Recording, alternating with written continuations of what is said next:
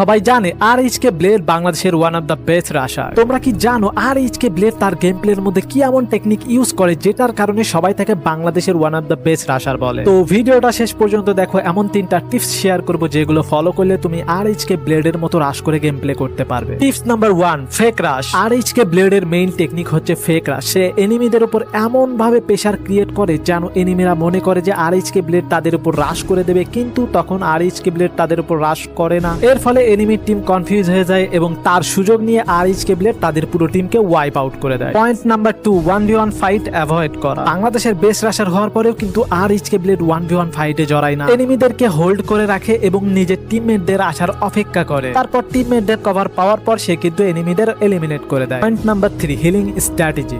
আর.এইচ.কে blade কখনোই নিজেকে দাঁড়িয়ে হিল করে না। সে মুভমেন্ট করার সময় ইনহেলার বা ইনজাগার ব্যবহার করে, যার ফলে সে 2 সেকেন্ডে 40 এইচপি পেয়ে যায়।